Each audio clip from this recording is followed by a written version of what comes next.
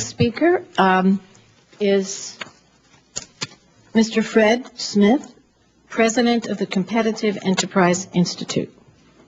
Welcome. Thank you, ma'am. Chairman Boxer, Senator Inhofe, members of the committee. I am Fred Smith, President of the Competitive Enterprise Institute, a pro-market, and as you'll see, not necessarily pro-business always, policy group. CI examines the wisdom of regulatory policy in a wide array of issues, of areas. As my written testimony notes, CI believes that the risk of global warming must be set off against the risk of global warming policies.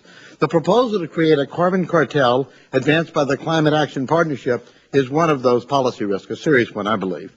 America normally puts people in jail who create anti-consumer cartels. We do not seek to encourage such behavior, nor do we grant such cartels legal protection. Affordable energy, the democratization of the elite privileges of the past, we believe has been a good thing. Cartel-induced price increases, we think, are not. The Climate Action Partnership, an alliance of environmental and business groups, has been promoted as an example of responsible leaders seeking to protect our planet. Perhaps. But when businessmen seek politically to achieve what they cannot achieve in the marketplace, we should all be a bit skeptical. George Stigler, the Nobel Prize winner, often said that businessmen often believe that competition, like exercise, is good for other people. America has a tradition of economic interest groups cloaking their search for monopoly profits under some convenient moral cause. The Baptist and bootlegger paradigm, rent-seeking paradigm that I document in my written testimony. That paradigm explains, unfortunately, much of American politics. I think it explains the rationale of the partnership. The partnership, of course, recommends so-called market mechanisms, the creation of a rationing system that would raise the cost of carbon-based energy, benefiting their preference, their products. But markets are institutions that freely allow individuals to exchange on a voluntary basis goods and services. In a market, the participants determine both the price and the quantity of the good or service involved. The proposals pushed by the partnership would have the cap, the amount of energy we're allowed to use in our daily lives, determined politically. The goal of such politically contrived markets is for government to steer, for the business and consumers to row. Some free markets. Many advising business have argued that further regulation, global warming regulation, is inevitable, that business must gain a seat at the table. They must seek regulatory certainty. There's a naivete in all this, what I've sometimes referred to as Lucy and the regulatory football. Lucy holds the ball for the business community, but when they get ready to kick it, it slips out of their grasp. Business regs, good ones, bad ones, just fix the regulation and let us get back to business. It's an admirable goal in its own way, but it's very naive. Business is not about certainty. This is a fool's search. An example. Some oil and gas businessmen initially imposed ethanol subsidies, believing that these would distort energy markets. But they soon decided that that was too negative, and they signed off on a 5 billion gallon ethanol mandate. Did this gain them regulatory certainty? Not really. We're now to a 35 billion gallon mandate, and the discussions of the Farm Bill haven't even begun.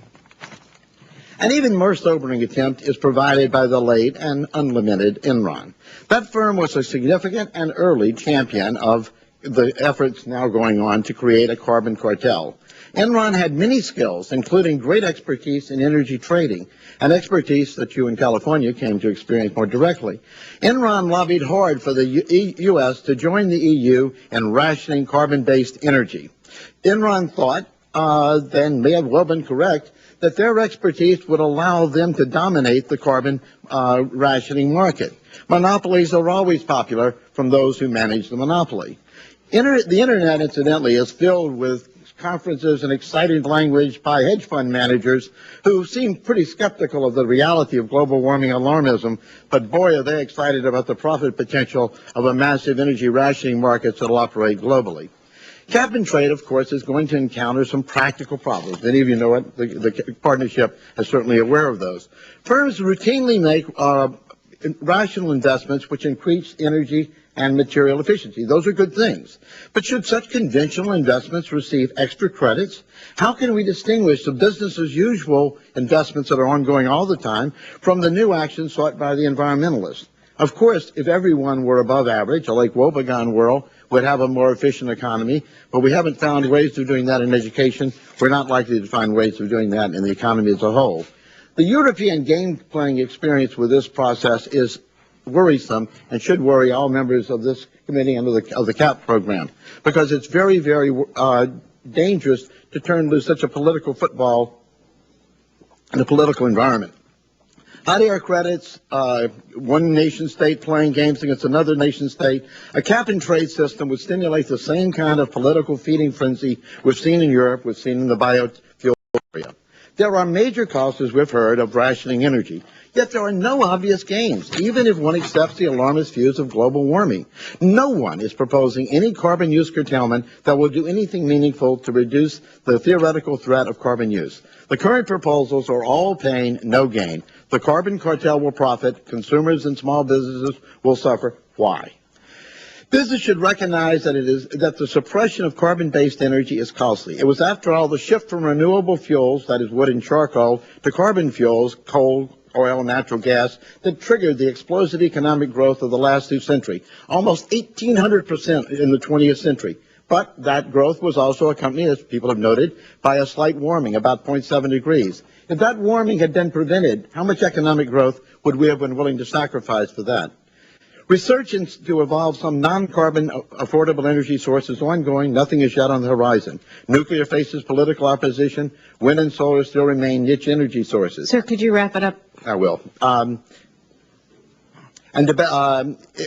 What we should be doing is considering auctioning off the credits, considering energy taxes more honest, more transparent. But an even better method would be for business to stop playing politics and return to its core role of wealth creation. A wealthier world will be better able to address the real problems of today in the U.S. and the world, and to essentially increase our resiliency to address future risk. It will enrich and empower it will not enrich some special interest. It is that motivation, the enrichment of special interest, not civic virtue, that I fear motivate those pushing for the creation of the government-sponsored carbon cartel. Thank you.